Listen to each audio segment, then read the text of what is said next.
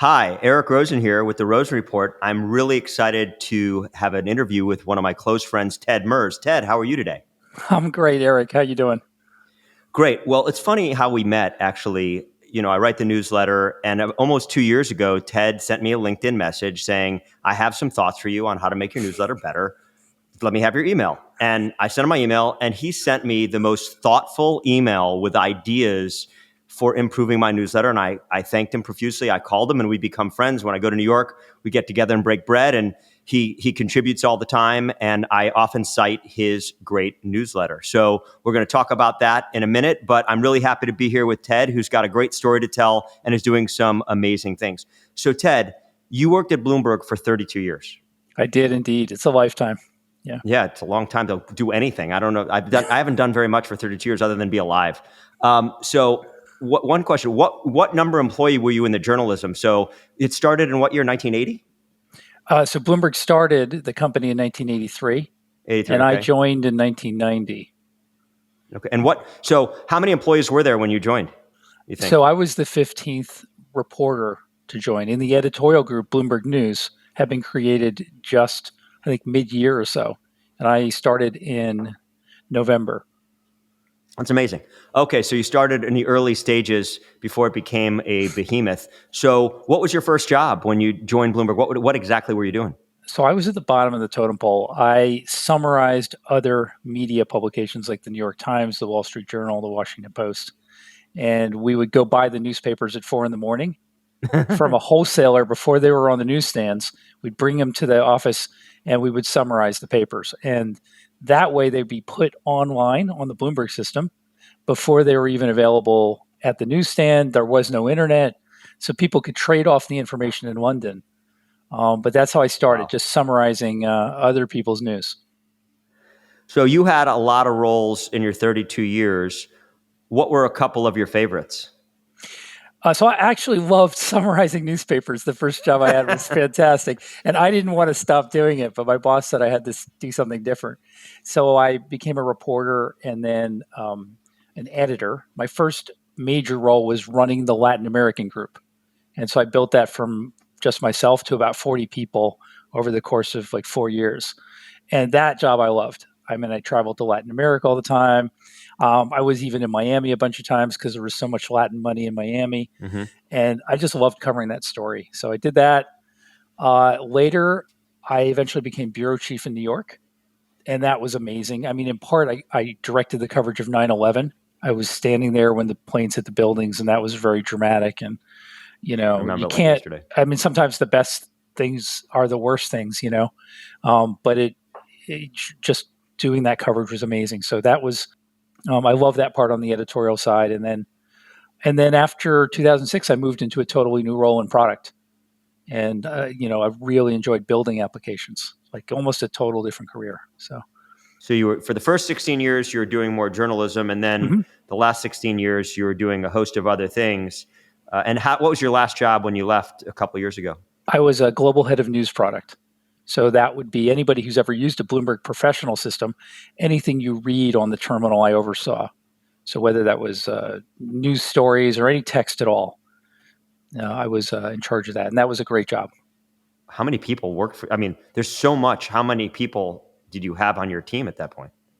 So it's not that in product you don't typically have a lot of people. The engineering team might have been 100 people to Well, produce the applications, but typically a product role you are in between the customer and the sales group. So I would go see people who used Bloomberg terminals, like you used one at J.P. Morgan. I know I would go see people like you, and I'd say, "How do you want to get information? Like, what do you need?" And you would tell me, and it would be my job to go figure out a way to build that using the engineering staff I had and maybe money or other, other features. But that was a job. So it wasn't a large number of people. It was much more about connecting groups. What do people in the marketplace need and how do they get their information? that's that's amazing. So why don't you talk about your newsletter, which I really enjoy reading, and I always email you after pieces talking about why I loved it. So why don't you tell us about your newsletter? Well, it started actually. So I left Bloomberg and I had some time. I took some time and started writing on LinkedIn initially, and I got great feedback for the writing. And I wasn't writing with anything in mind, so it was pretty eclectic. I write stories about fintech and like product. I love that. I'm really interested in like how the media is developing and products are developing. I wrote a lot of stories about my years at Bloomberg. Like I did a long time there. Like everything I learned was from there. So I wanted to tell that story and I wanted to understand what I learned there. And then lastly, I write a lot of stories about my parents and like kind of growing up and what they taught me. So it's a pretty eclectic mix. And I got good feedback. And eventually I just said, I'm going to just produce this as a newsletter. And if people are interested in my writing, they like it. They're going to find hopefully some good life advice kind of from my parents, Bloomberg histories, which are really the history of kind of financial media, and hopefully some new product things too. So it's a bit of a mix. I try to publish at least 3, sometimes 5 times a week. Yeah, no, And, you're it's, pretty prolific on the publishing. Where can people find it? I know I see it on LinkedIn and I get an email. So how do people sign right. up? So I post some of the stories on LinkedIn later to get the reach, but the newsletter itself is hosted on Beehive, and it is called Surface Area. And the reason Yep. it's called So surface area fantastic. Surfer is great. is, my sense is I, the concept of surface area is you tell people more and more about your life and your situation. You tell your stories, and it helps you connect with other people. And I think that's what it's done for me. And I know that you've had a similar experience with your newsletter. You put that Absolutely. out Like there we and people connected. connected. Yeah. Yeah, we connected because of my newsletter, and Mhm. you were thoughtful enough to take the time out of your busy schedule to email me thoughts, and I always appreciate that, especially from someone as accomplished as you in the field of journalism. And so I really appreciated it, and I made some changes based on your suggestions. And you wrote a piece just last week, and interestingly, I'm getting ready to post my newsletter tonight, and Uh, I stole something from your newsletter. This last newsletter I read, which I really liked, was about Mayor Bloomberg when he and the life at when he left and what happened with respect to desks and everything. And so, why don't you set the stage for us, and yeah. then I'll tell you what I did with it. So, go ahead. Well, I just said on the stage, people forget this, but Mike Bloomberg started that company in 1983. He left in 1990, I'm sorry, in 2002 to become mayor, or 2000, and 2001, I guess. And then he was gone for 14 years. And then he came back to run his company again. And I can't think of that ever happening. I'm not sure if anyone has ever done that before. Somebody built an incredible company, left for 14 years and came back. Maybe Steve Jobs, sort of, but it's rare. So what I wrote about that was really interesting was that Mike Bloomberg is a big fan of using architecture infrastructure to convey the corporate culture and to help people know what they should be doing. One of the things he really prided himself on in the early days was that there were no offices at Bloomberg, and it's constructed like a trading floor. So anybody who's been on Wall Street, that would be completely familiar to you. But for a Yep. media company, for other companies, and especially in the 90s, it was super unusual. You go in and nobody had a private office. Everybody sat in the open like it was a trading floor. The other thing he said was that everybody has the same size desk. Okay, this was a big thing. And one of the things that happened when he was gone for 14 years is there was some cultural erosion, as he would say. And some people got bigger desks and some people got their own private offices. And when he came back, it took him a little bit of time to realize that was going on. And he literally changed that overnight. Like when he found out about it over the weekend, he told the facilities people to take out the private offices and replace the desks. And the next Monday, it was all, same size desks, same size, no offices. And I think it's an interesting story because people don't fully understand what the thinking is, but in his mind, it's all about communication. And his formative experience training on at Solomon Brothers, the open floor plan and the people packed together, it facilitated communication. You could know what was going on in the markets by just listening and hearing. And his idea was that if people are in the open and they have similar like setups like desks, you're more likely to communicate. And he also thought if the executive has a really big desk, it impedes people from coming up to that person and sharing information, asking questions, and so forth. And I think I agree it's a 100%. profound insight, and not many companies think like that. Well, listen, I'm writing an upcoming report. I'm citing your newsletter, and I'm using my experience. When I worked at J.P. Morgan, I had a big corner office that I hated being in because I sat on the trading desk so I could hear information and Yeah. walk up and down the floor and walk up and down the aisle and ask people what they were trading, what was going on, and I felt very connected and very approachable.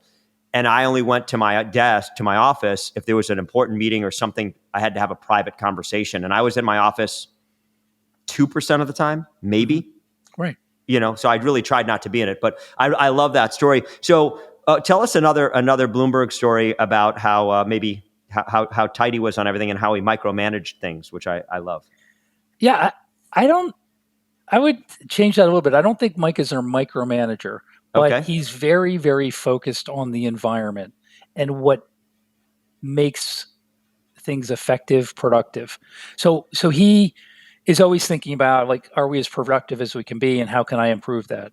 So I don't think he's, like, one great example that I always tell people, when he came back from being mayor, and it was a bit of a surprise. It was a bit of last minute. He came back and he said he convened a town hall, and it was in just the open area in the lobby, and people came in, and I think it was really with very little notice. People came in, and he said, I'm back. I'm going to be working at the company. Does anybody have any questions? And somebody asked him, and he'd only been there a few days, right? But somebody asked him, is there anything since you've got back that you would change? Like anything at all? It's a big question, right? Hmm. And he said, yeah, the thing I changed is that in the men's room, I can't find the towels, because the towels were like, they had this kind of really modern, hip um, men's room where the towels were tucked underneath the mirror, right? And you couldn't find them. And he was right. As soon as he said that, if you work there, you're like, yeah, I never know where the towels are. But Well, what's that's funny. interesting to me about it is that if you were new to the company, that seems like a really small thing and not consequential and not something the CEO should be thinking about. But if you've been there for a while, you recognize it as quintessential Mike Bloomberg, as in somebody who cares about the details, cares about little things, and wants to optimize kind of like 1% at a time, just relentlessly. Oh, can I make that a little bit better? So I think it really embodied the way he approaches work and the way he approaches the company. And it's not well understood. He's not so much as a visionary as he's evolutionary. Like, he's trying to make things a little bit better every day. So that's what I saw from there.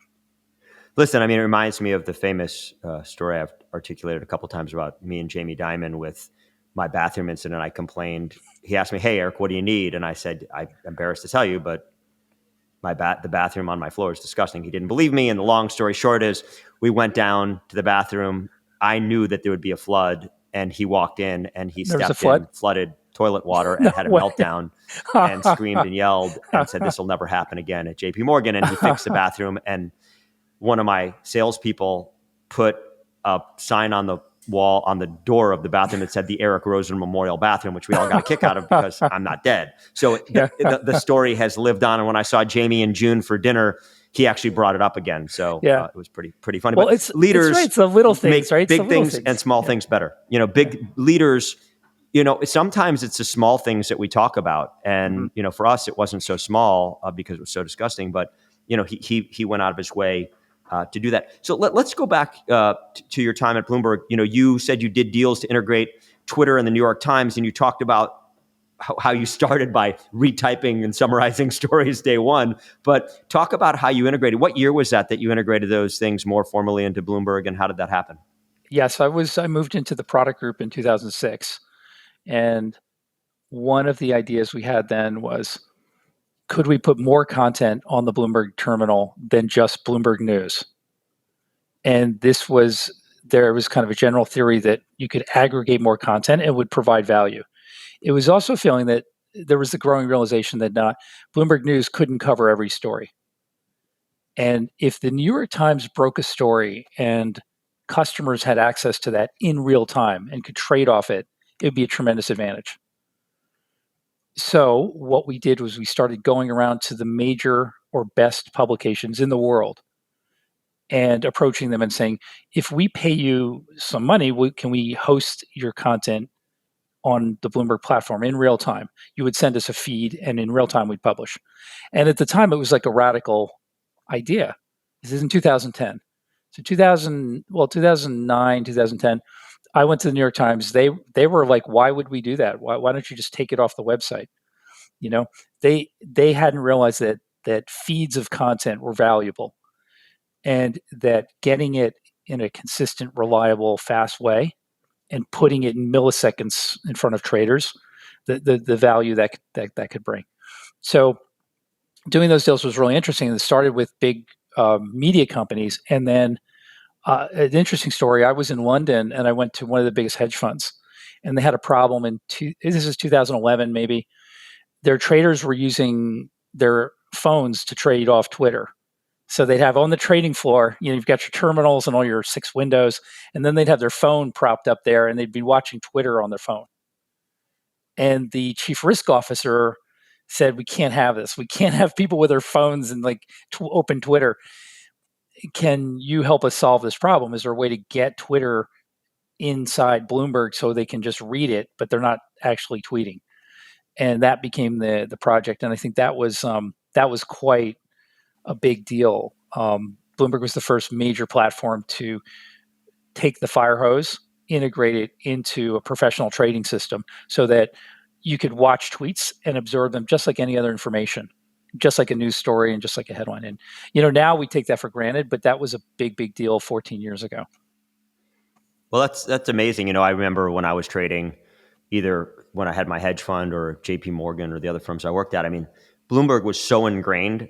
The messaging function was the only way we really communicated. Email, if I needed to get the senior guy at a major hedge fund, I messaged him on Bloomberg. I didn't send him an email. Right. And when news broke, we always saw it on the top story on Bloomberg, and news broke. And so it was always something that's interesting. It's very funny. I was quoted in a Bloomberg article just 10 days ago, 2 weeks ago, and there's this thing called MVP, and it's trending about how many hits and opens you get. And all these people are calling me like, "You're an MVP today." And, given I'm not on Wall Street anymore, it's rare that my name is mentioned in the same way that it trending? Used to be. Why were you trending? And so I was trending 2 weeks ago on Bloomberg, and so I got like 200 emails and calls about me trending, so people look at MVP every day. So Bloomberg is just such a ingrained part of your life if you work on Wall Street, really, in almost any capacity, on trading, sales, research, banking. It's a really big part of your life. So hats off to Michael Bloomberg. But you got to tell us what did you do, Eric? What were you doing that day?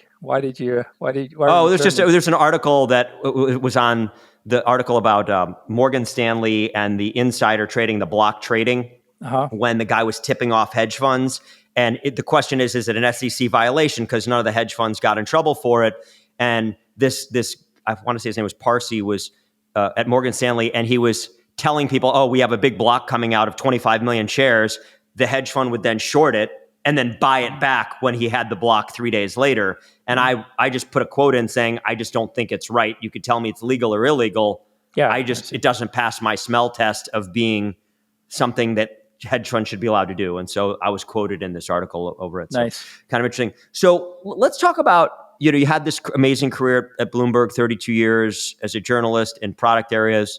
And you're writing this fantastic newsletter called Surface Area, which I really enjoy. And I'm actually, the desk story that you told, I'm putting that in a future one. I've already written it. It'll be next week, where I'm telling my desk story, which we articulated. And now you're doing some ghostwriting. So why don't we talk about that, exactly what you're doing, who might be your typical client, because I'm sure some of the folks that are watching this video may want to take advantage of your amazing writing skills. So why don't you tell us? Yeah. So one of the things I discovered when I left, I took some time off and I started writing on LinkedIn, as I said. And what happened was incredible. People just started DMing me and commenting and reaching out and offering to hire me.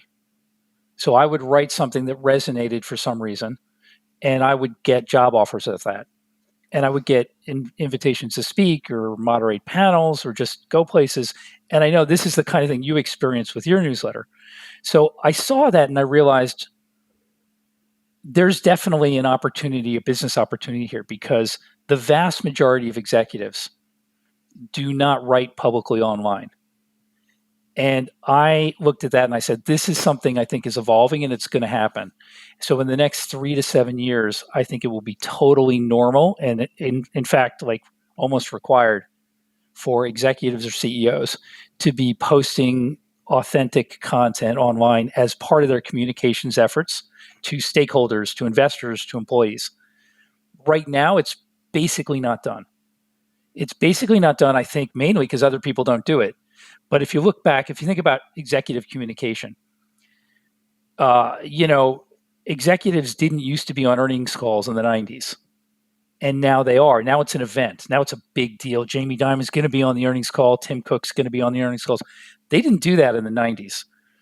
You know, public speaking was not a big deal. It's not the deal it is today before Steve Jobs made it a big deal. You know, people are like, oh my God, Steve Jobs does the presentations, he does the product launches. That's why Tim Cook does it. That's why more and more people are sort of doing that. So when I think of communications, I think of public speaking, I think of presentations, and I think public writing is going to be the next thing. And when I look at some people, I mean, you take like Sam Altman from OpenAI, very prolific poster on Twitter. You always know kind of what he's thinking, what he's doing, where he is, because he's writing online and he's writing authentically directly to people. And you realize that that's a tremendous advantage to be able to communicate directly with your stakeholders. And so I look back and I say so many executives don't have that capability. They don't have it because they have never actually written and they've never built the audience.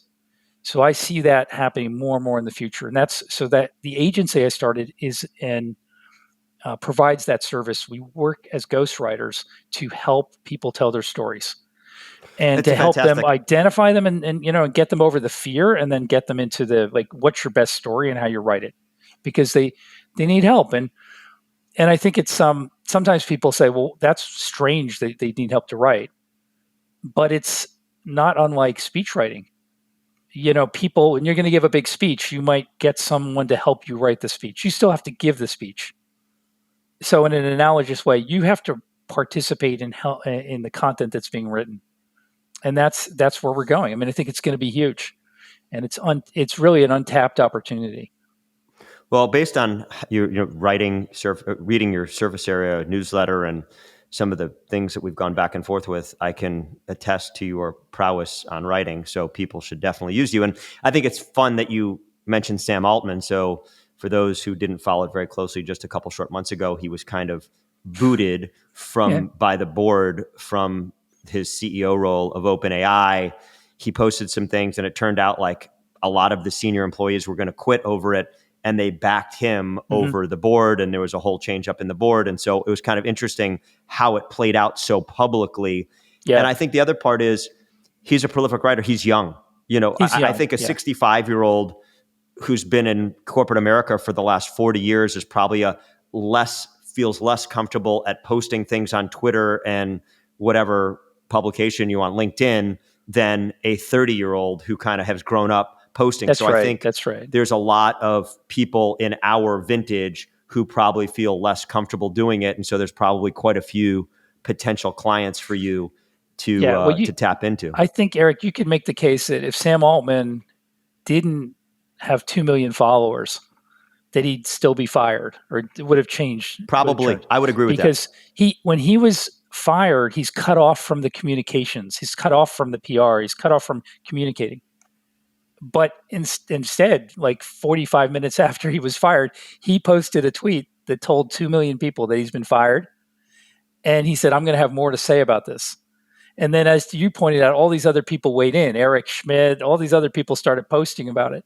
And at that point, the company lost control of that narrative. And Sam Altman just, he's hired back 72 hours later.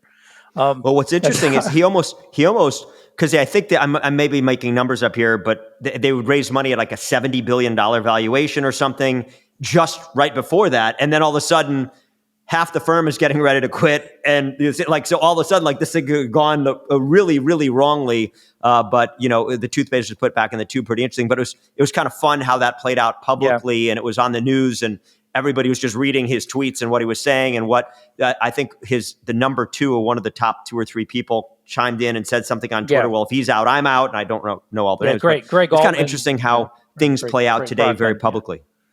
Well, that's a big trend. I think things are going to be more public.